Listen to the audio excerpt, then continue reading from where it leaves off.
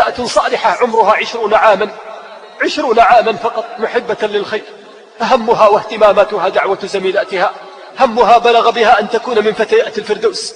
فمنذ أن كانت بالثانوية وبعد أن التحقت بالكلية انضمت إلى زميلاتها في المصلى، أصبحت بينهن نحلة طيبة تنتقل بابتسامتها وجمال روحها بين أروقة الكلية. تقول والدتها: عجيبة ابنتي، عجيبة بنيتي، والله كثيرا ما تأتي إلى البيت حزينة مهمومة، لا تريد حتى الغداء أسألها وألح عليها: ماذا بك؟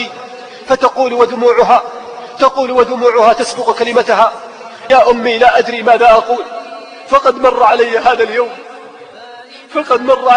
اليوم بالكلية، مر علي هذا اليوم في كليتي ولم تقبل علي تائبة واحدة.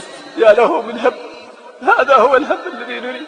تقول: لن أنسى تلك الليلة حيث لا أعلم ما الذي أيقظني على غير عادتي في الثلث الأخير من الليل، فإذا بي أسمع همسا في غرفة ابنتي.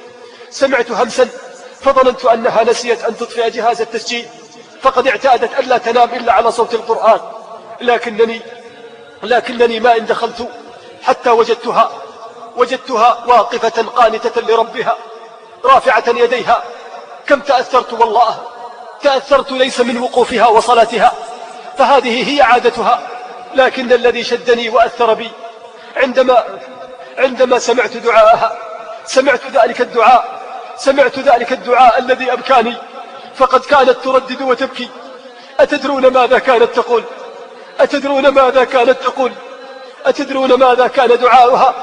كانت تردد وتقول: ربي إلهي اجعلني سبب هداية زميلاتي، ربي اجعل سبب هداية زميلاتي وتوبتهن على يدي. يا ربي إن كنت لا أستحق أن أكون من الداعيات في كليتي فلا تؤخر توبتهن بسبب ذنب أذنبته في حقك.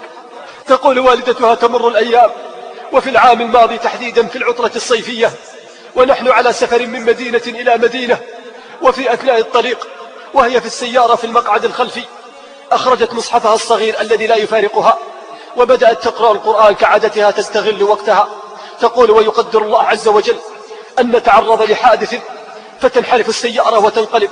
انقلبت السيارة فقد جاء وعد الله أن جاءنا الله جميعا إلا هي يبحثون عنها فوجدوها ميتة بوجه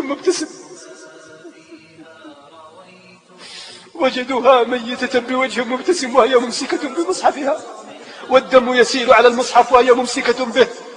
تقول والدتها: والله إن المصحف ما يزال إلى الآن عندي أحتفظ به وفيه آثار الدم.